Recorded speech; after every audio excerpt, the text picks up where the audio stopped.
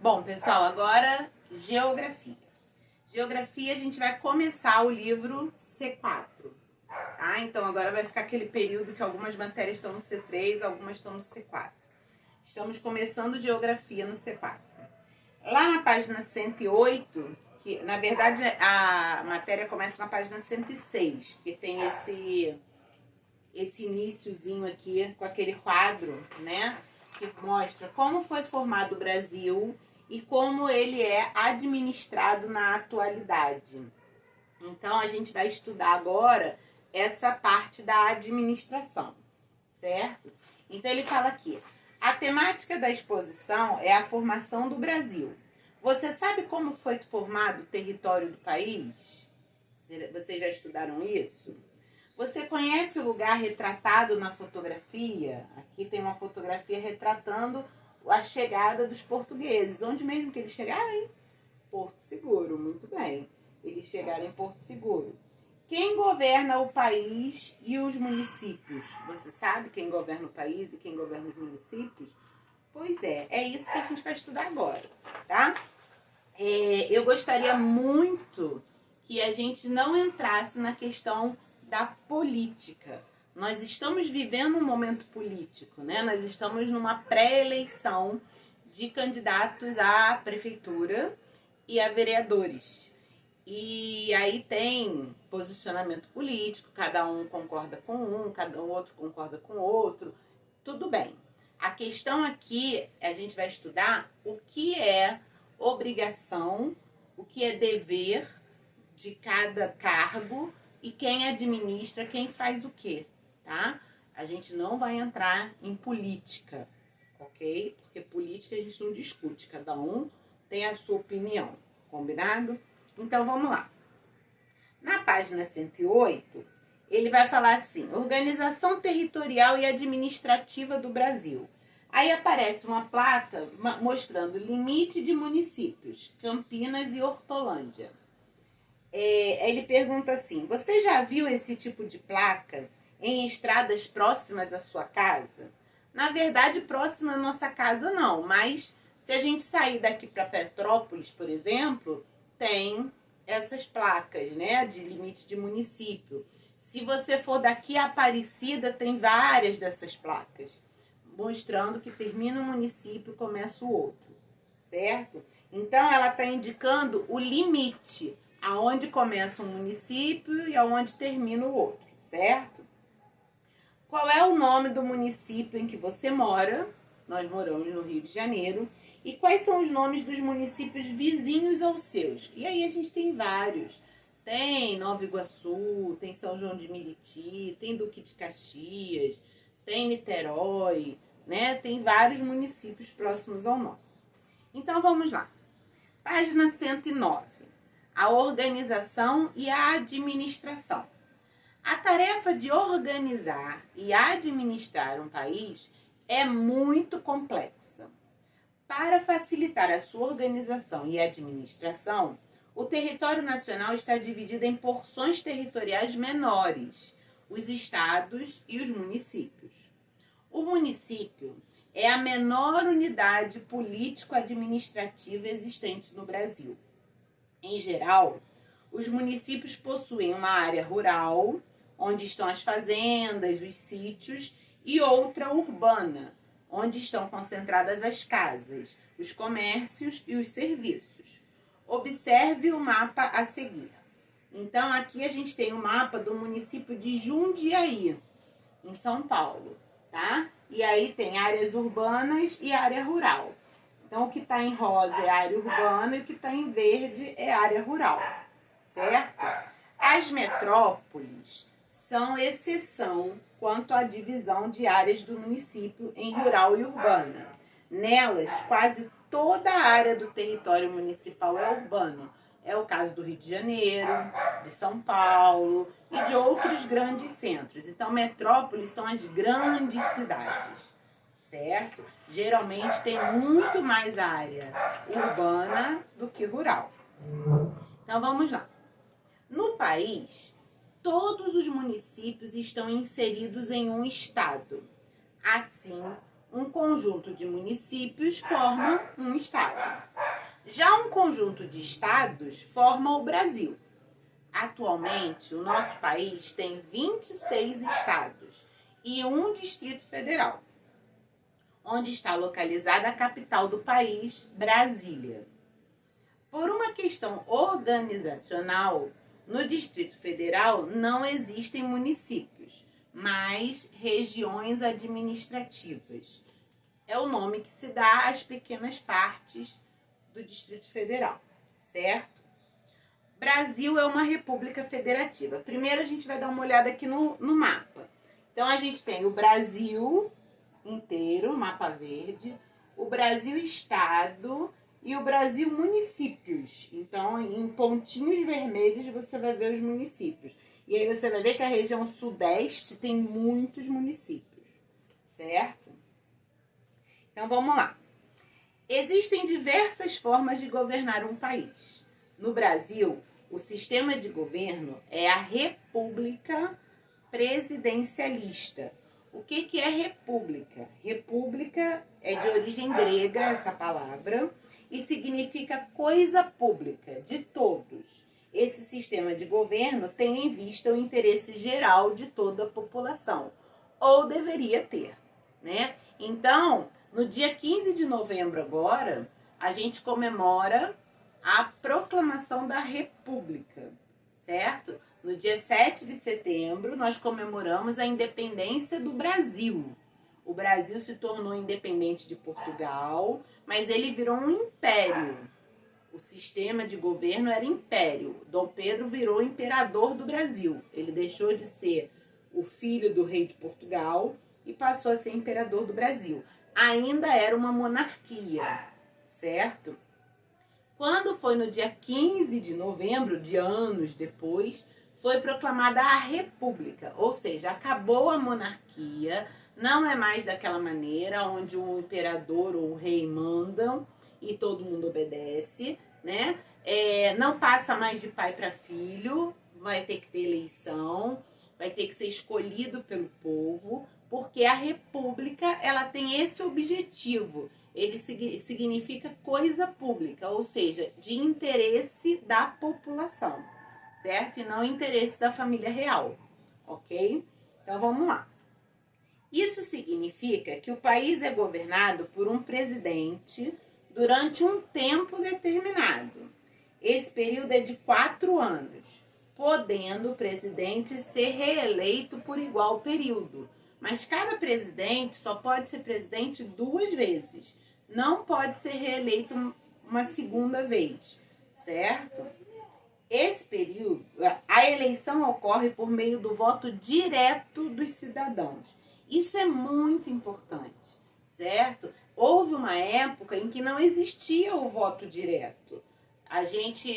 O brasileiro escolhia representantes e esses políticos, eles votavam no presidente, certo? Agora não, agora cada cidadão vai lá e escolhe o presidente da república que ele quer que governe o país. Isso é uma grande vitória. Muitos países no mundo não conseguem esse sistema, tá?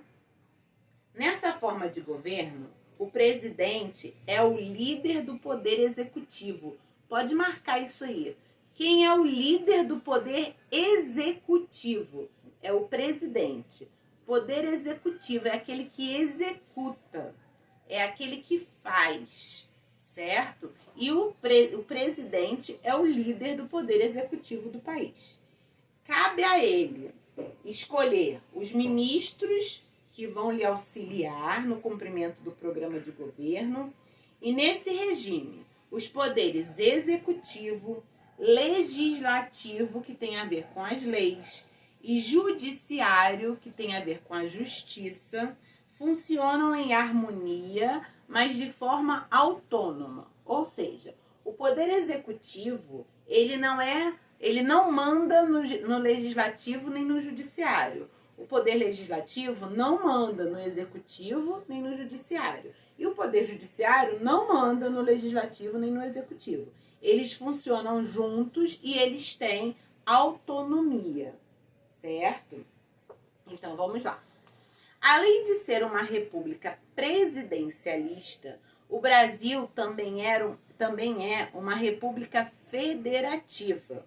Isto quer dizer que existe união política, econômica e administrativa entre os municípios, os estados e o governo federal.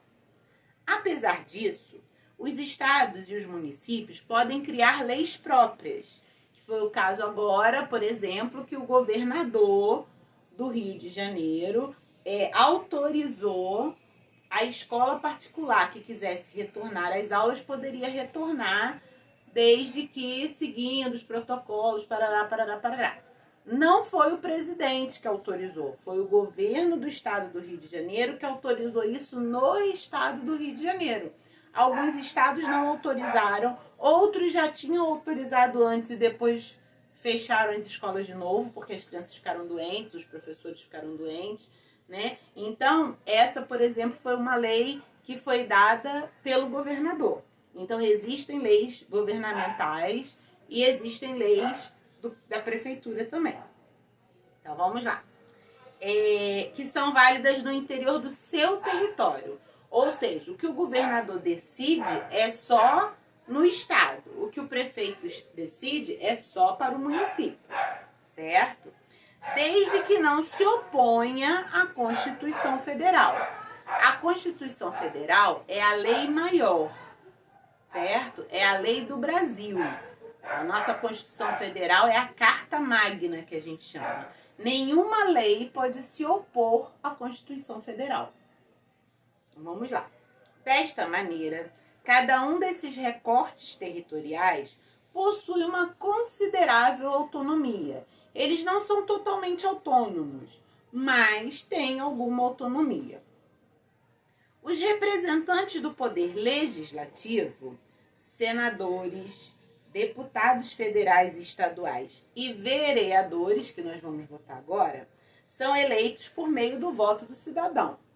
As funções principais desses representantes são criar leis e fiscalizar as atividades do poder executivo nas esferas municipal, estadual e federal. Então, na esfera federal, a gente tem os senadores e os deputados federais. Na esfera estadual, a gente tem os deputados estaduais.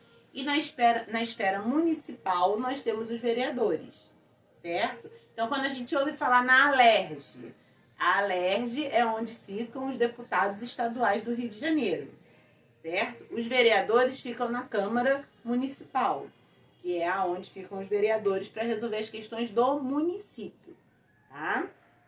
É muita coisa, muito nome. A gente vai ter que sublinhar e depois rever isso. A gente vai fazer um esqueminha no caderno, combinado? Então, olha só. Ele vai mostrar aí, ele vai botar aí no Conectes. A Constituição Federal é um conjunto de leis que contém as diretrizes de um Estado. Esse conjunto é válido em todo o território nacional. A atual Constituição brasileira foi estabelecida em 1988. Para saber mais sobre ela, tem aí o site do Planalto, tá? A gente vai até a 114 hoje. Então, na 112, a gente tem uma tabela com coisas que a gente já conhece, né?